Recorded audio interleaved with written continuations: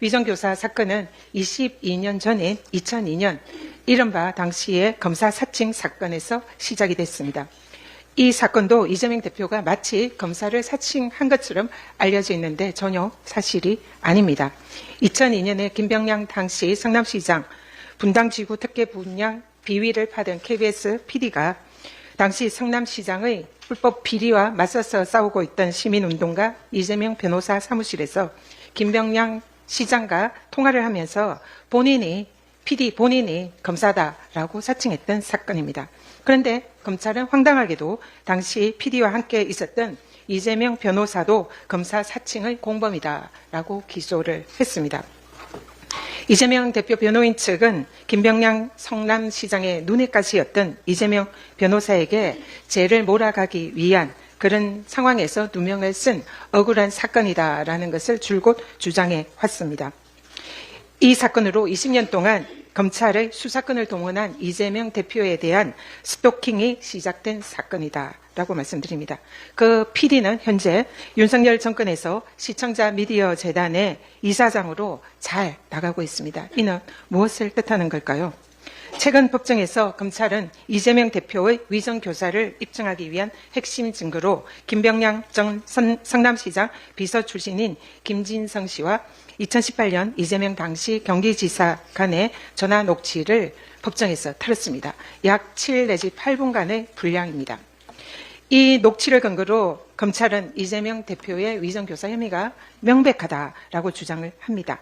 그런데 이날 검찰이 제시한 증거는 전체 원본이 아니라 검찰이 일부를 짜집기를 해서 마치 이재명 대표가 위정을 교사한 것처럼 보이는 악마의 편집본이었습니다. 자, 보시죠. PPT 보십시오. 당시 법정에서 판사가 검찰의 짜집기 편집본이 아니라 30분 전체 분량을 법정에서 틀라라고 지시를 했습니다. 그래서 당시에 법정에서 튼 녹취 원문의 전문을 다 보면 이재명 대표가 명시적으로 위정을 교사했다라고 법리적으로 해석할 수 있는 부분은 적어도 제가 보기에는 전혀 없습니다. 오히려 총 30분의 전화 통화에서 이재명 대표가 10여 차례 이상 기억을 되살려서 사실대로 얘기해달라. 그냥 있는 대로 얘기를 해달라. 심지어 안 본 거 얘기할 필요 없다. 라는 발언까지 하면서 이재명 대표가 스스로 허위 진술을 바라지 않는다는 그런 입장을 명확히 했다는 것을 녹취록 전본에 보면 명확히 드러납니다. 또 다른 PPT입니다. 지금 이 편집본에 의하면 중간의 내용을 삭제를 했습니다. 이거는 국민의힘 박정훈 의원의 TV에 나온 얘기입니다. 마치 예 그래요 통화할게요. 그래서 여기에서 이재명 대표가 위정을 한 것처럼 이런 뉘앙스로 게재를 하고 있습니다. 그런데 원본은 중간이 삭제가 됐습니다. 예를 들면 안 본 거는 얘기할 필요가 없다. 이런 내용이 중간에 들어있습니다. 이걸 드러내고 삭제하면 이재명 대표가 위정교사 한 것처럼 보이는 거죠. 검찰과 국힘 그리고 언론은 이렇듯 이재명 대표가 위정교사를 한 것처럼 사실상 녹취록을 편집하고 짜집기를 했습니다.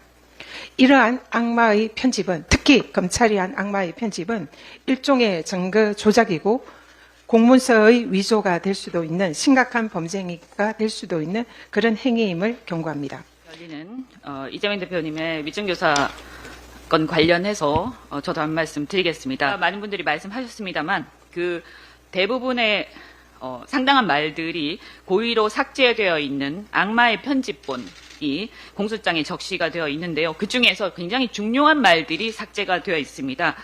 그래서 지난 9월 9일 재판에서는 판사의 주문으로 녹취 전체가 약 30분간 재생이 되기도 했습니다.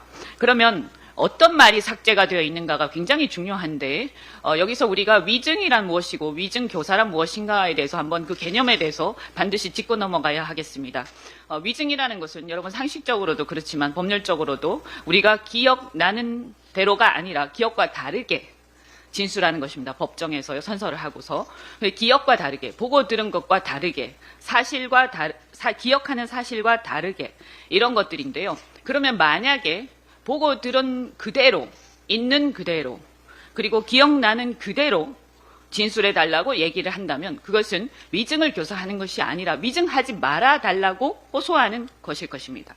여기서 이 진술 그 녹취 전체를 보면 어떤 얘기들이 있느냐, 여기 PPT를 보시면 그냥 있는 대로 진짜, 그냥 있는 대로, 기억을 좀 되살려, 김 비서관이 안 본 거 그런 얘기는 할 필요는 안 본 거니까 당연히 할 필요가 없는, 혹시라도 안 봤는데 혹시라도 위증을 할까 봐 걱정이 돼서 하는 얘기입니다. 그래서 사실은 그렇습니다. 위증교사, 즉 위증을 부탁한 게 아니고 위증하지 말고 사실대로 말해달라고 부탁한 것입니다. 위증을 교사한 것이 아니라 위증하지 말아달라고 부탁하는 내용입니다. 전체를 들어보면. 그러니까 완전히 거꾸로 얘기하고 있는 것입니다. 여러분 꼭 녹취 전체를 들어보시기 바랍니다. 재판에 증인이 나갑니다만 자신과 이해관계가 다르거나 혹은 감정이 좋지 않은 자가 재판에 증인으로 나갔을 때 혹시라도 위증을 할까 봐 걱정이 되는 경우가 많을 것입니다. 특히 정치적으로 진영이 다르거나 여러 가지 이해관계가 다를 때는 더 그렇다고 생각을 합니다.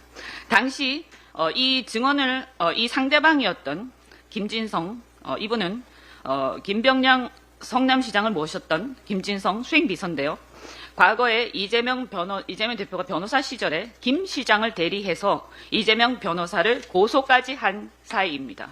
당연히 사이가 좋을 리가 없을 것임이 짐작이 됩니다. 저는 이 부분이 매우 중요하다고 생각하고, 따라서 정치 진영을 떠나서 정치인이 자기와 이해관계가 대립되는 사람이 유력한 증인으로 나올 경우에 그 사람이 어떤 감정이나 이해관계 혹은 정치적 진영 대립으로 인해서 위증할 수도 있다라는 것을 걱정하는 것이 우리의 엄혹한 현실입니다.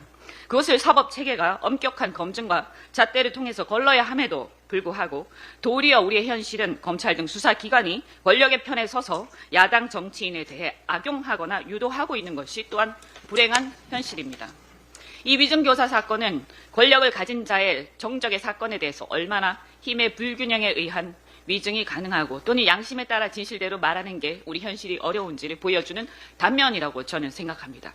이러한 세태를 우리 현명한 사법부가 균형 잡힌 판결로서 바로잡는 데 기여해 주실 것을 간곡하게 호소하고 기대합니다.